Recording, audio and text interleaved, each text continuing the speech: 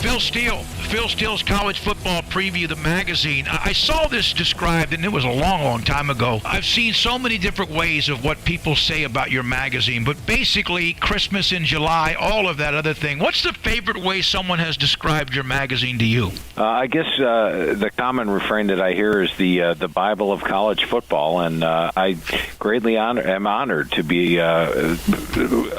described that way by so many, because I pour 7 months of work into this thing every year, all the way from the Sunday after Thanksgiving all the way through the start of June, and talk to 120, 131 head coaches. So it really is a labor of love, and it's good that so many people need this magazine every year. Well, as a member of the Football Writers Association, I have your online, the digital part of it, the hand-delivered, and also, of course, Phil Steele Plus, and it's amazing. How does the transfer portal change how you have to go about your business, if at all? Well, that's a great question, David, and let me give you a prime example of it. I write the magazine in three process. The first one is a postseason write-through. Now, naturally, I've watched all the games during the course of the year, but then I read through every article that is written about the team for the entire football season. Sort of really gets me into the flavor of each position, all the ebbs and flows of the season, and then I do the first write-through, and that means, okay, what kind of shape was the unit coming into last year? What happened? What can we look forward to this year?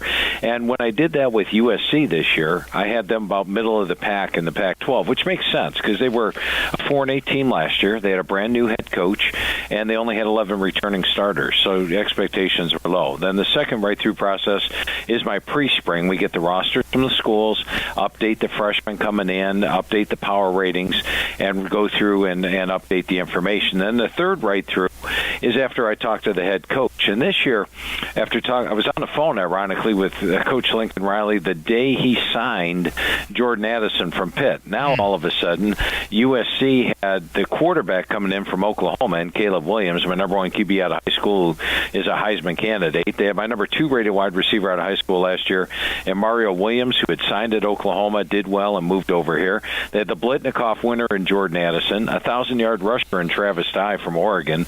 The offensive line, which I had questions about, Coach Riley told me he felt really good about the top-end experience and didn't think it would inherit this much talent.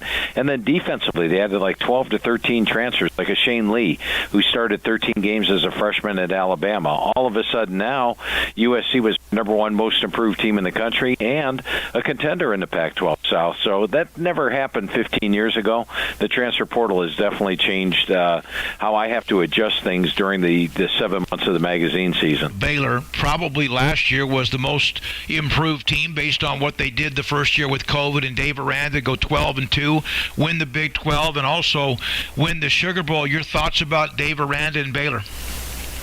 Dave Aranda is one of the best. I mean, I've known him as one of the best defensive minds in college football for some time. It started a long time ago when he was at Wisconsin, and the one year they lost practically everybody off the defense, and I'm like, okay, well, they're definitely going to be weaker, and they turned out to be better. And I'm like, who is this defensive coordinator?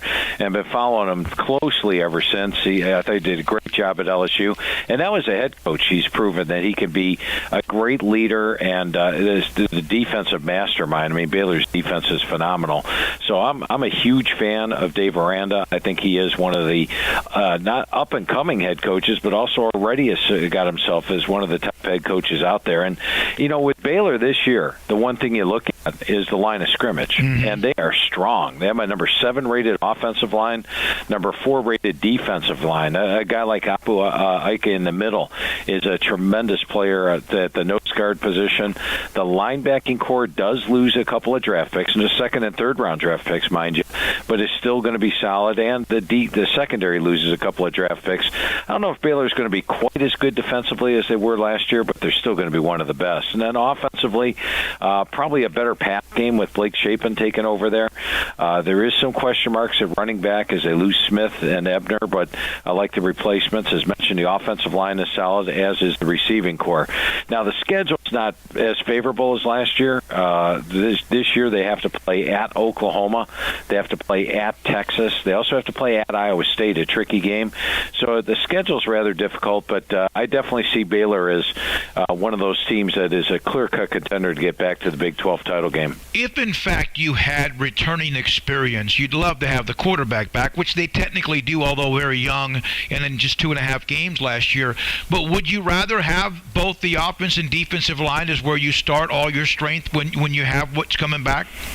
Absolutely. And, I do a lot of things, and I think my ratings differ from most a lot of times, and it's because I put so much emphasis on the offense and the defensive line. I think if you're strong at the line of scrimmage, especially at defensive front, get pressure on the quarterback, it really makes your whole defense better. And really with the offensive line, if you can open up holes in the run game and protect the quarterback, then all those skilled players are going to be better. I think it's probably the most underrated, but the most important part of college football. Among the Big 12 teams, who do you think might have the most upside that might be a sleeper?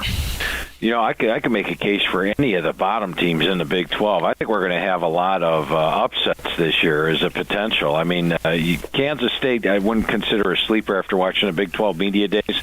I think they're considered one of the top 5 teams. So let's go ahead and put the top 5 teams, non-sleeper availability, in Oklahoma, Baylor, Oklahoma State, Texas, and Kansas State. Now, if we do that and we look at the bottom of the Big 12, I think Iowa State, Matt Campbell, is exactly where he wants to be. That's back in the underdog role. He didn't fare very well last year, ranked in the preseason top 10. But here's something I'll throw out at you.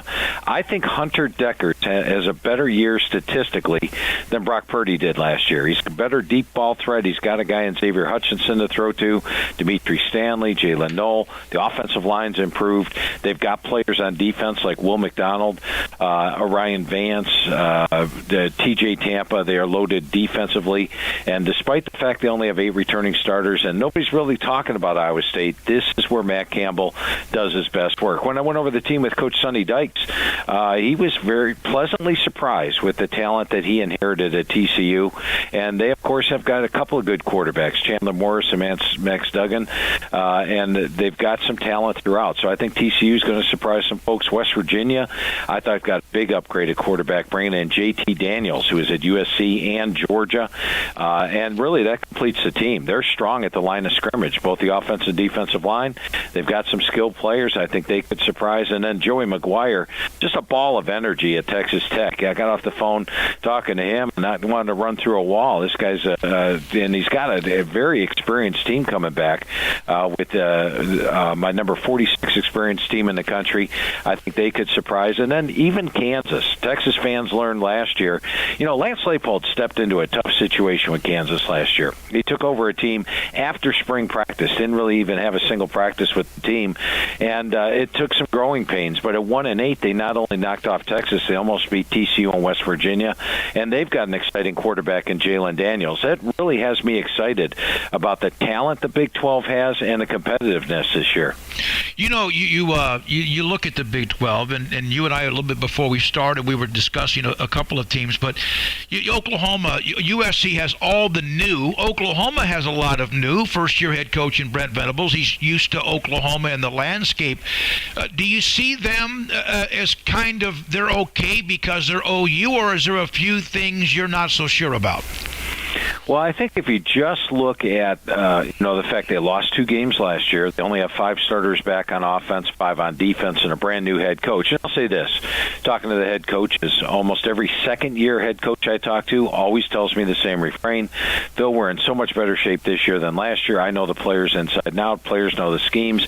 I've had my first full recruiting class. But with that said, I think Brent Venables steps into a pretty good situation. I thought Oklahoma underachieved last year, especially offensively. And while he brings in while he loses his quarterback, he brings in Dylan Gabriel. And back in 2019, Gabriel led UCF to one of the most explosive offenses in the country. His offensive coordinator, Jeff Lebby. His offensive coordinator here is Jeff Lebby. So Dylan Gabriel steps into a system he knows well. The offensive line is solid. Bill Bedenbaugh is still there. I rate him the number 8 offensive line in football. The skilled players are solid. And defensively, that's Brett Venables' strength. He knows defense. I think they'll be even improved defensively. And And then with Oklahoma, you have to like the schedule. Remember, their 2 losses last year. They were a rather inexperienced team, and they lost at Baylor, which had almost everybody back, and they lost at Oklahoma State, which had the entire defense back last year, plus their veteran quarterback. Well, now this year, Oklahoma's on par with those 2 teams experience-wise, but Oklahoma gets them both at home, and that's why Oklahoma is my favorite to win the Big 12 this year. I think they have the best schedule of the bunch. So you mentioned Baylor's offensive line, Phil, is number 4 in the country based on the statistics. Defense, I think, or offensive line was 7, defense 4. Who is the top returning defensive line or offensive line in your opinion? Well, I'm on the Joe Moore Award Committee, and last year the Joe Moore Award winner was Michigan. And when I looked at the offensive lines this year, I wanted to pick somebody besides Michigan as the number 1 offensive line in the preseason coming in, but they got 3 of their 5 starters coming back, and they had a Virginia transfer at center, one of the best centers in the country in Oluwatimi, and he coming into that unit with 3 returning starters. I've got Michigan as the number 1 offensive line coming in. My top 2 defensive lines coming in, first of all, it starts with Clemson. You remember a couple years ago, Clemson had all those number 1 draft picks on the defensive line. Well, I think they've got that again this year. They've got all these PS number 1, PS number 2s. And for those of you not familiar with the magazine, that means the number 1 rated defensive lineman coming out of high school, the number 2 rated defensive line coming out of high school. Xavier Thomas, Brian Breezy, Miles Murphy, they're very deep. They go 3 deep at the position. I think this line is just like that Clemson National Championship line of a few years ago. Best defensive line in the country. And then the one right behind them, and it'll surprise you because you would naturally expect the top defensive lines in the country to come from the SEC, but here the top 2 can actually come from the ACC. The other one is Pitt, and the thing about Pat Narduzzi is each and every year, Pat Narduzzi loses 2-3 defensive linemen to the NFL, and you're like, okay, they're going to take a step back. They don't. Last year they had 54 sacks as an example. Well, this year, he's got his entire defensive line basically back from last year. Baldonado, Cansey, Alexander. And if that's the case, they've got my number 2 defensive line in the country. So I think 2 surprising things, the ACC having the top 2 defensive lines. I'm just curious. You mentioned it's about a 7-month process. It's almost like those who are in the personnel department of an NFL team. As soon as one draft is over, they're already starting to work on the next draft. Is that kind of a good analogy? That sure is. We've already started partially to work on next year, but as soon as teams' regular seasons have ended, that's when we start to work on the magazine, the Sunday after Thanksgiving, and it's a tough process, a labor of love, I'll tell you that much. A&M, they've been knocking on the door, and then last year they were better, beat Alabama, but their problem is they lose a game or 2 they shouldn't lose. Do you see them being able to not just beat Alabama, but compete for that West title or not? I definitely see it next year because I think this year's team is very talented. Fisher's brought in 5 really good recruiting classes in his 5 years, the number 1 recruiting class this past year. And you look at last year, a couple of their losses. Remember, they lost their starting quarterback, Haynes King, early. So Zach Calzada was thrown into the fire against Arkansas and Mississippi State, 2 really good defenses. Then they looked like one of the best teams in football. It's had that tough loss against Mississippi and probably should have beaten LSU in the final. But they're low on my experience chart this year. They're only number 124. But when I look at the talent that Jimbo's got, you go to the 3rd team, and I go over the team with Coach Fisher every year. We get to the 3rd team, once again, BHTs out there, very highly touted players, and they have the depth and the talent to play with Alabama. Now, what I don't like is they're younger this year. Bama's number 54 on my experience chart. A&M's 124. A&M's got to play Alabama on the road, and Alabama's playing with revenge. And it's a week after A&M has played Miami of Florida, Arkansas, and Mississippi State when they have to travel to face Bama. So it's a really good situation for Bama. Might be a tough year to unseat the Tide, but I think next year they really have that opportunity. And it wouldn't surprise me if this year A&M turns out to be a 10-11 win team. Phil, as a college football fan and as deep into the game as you are, what are your thoughts about what we see now with all this change with Texas, Oklahoma last year, USC and UCLA 3 weeks ago, and the future of the game? Yeah, and, being somewhat of a traditionalist, it always pains me a little bit when we see some things happen. But I remember when Nebraska went to the Big Ten, turned out to be a pretty good move for Nebraska. And ironically, I started writing the magazine in 1995, and that was right around the time that the Southwest Conference was disbanding and teams were getting absorbed in the Big 12 and the SEC, and you're wondering what the heck is going on. So So I guess the one thing that's for me is change is going to happen, and college football still comes out looking pretty good at the end of it. So as tough as it is to wrap around all these changes that are happening, I don't see it affecting college football. Do you have any kind of barometer of what coach is probably entering this season the most nervous? Yeah, I would put a couple of them out there. You have to go with Scott Frost of Nebraska. You're looking at a guy that came in. Everybody was expecting everything out of Scott Frost, and he's had, 3-4 losing seasons in a row. He hasn't even had a winning season yet. 4 losing seasons into 4. So he absolutely 100% has to win. And then, you go back to all that stuff that happened off-field last year at Auburn with Brian Harsin. A lot of folks are surprised he's still there. But I'll say this. Auburn was picked last in the SEC West, and I greatly disagree with that. I think I've been doing this for 28 years, and all the talk was, oh, my God, it must be a toxic program. All these players are leaving Auburn. But what I've seen in my 28 years, David, is that the coach comes in, gets rid of the bad apples, and what he's left is a galvanized group, and I think that's what we'll have with Auburn this year. Auburn actually has top offensive line, defensive line, number 10 offensive line, number 9 defensive line, and I think they open up 5-0 when they travel to face Georgia. So everybody's writing Auburn off right now. And plus, the narrative of Auburn would be a lot different if they hung on to that lead against Alabama last year. And Alabama needed a miracle to pull that thing out in 4 overtimes.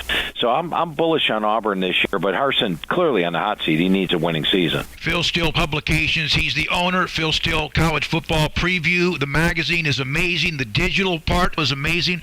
Phil, again, wonderful job. Thank you very much. Hey, thank you, David. Always a lot of fun talking football with a fellow FWAA member. Absolutely. Thanks to Ted Ganji and that great group. Phil Steele. Again, Phil Steele's College Football Preview magazine. Sikkim 365 Radio, 365 Sports. We could have talked forever, but we couldn't because he had other segments he was doing as well.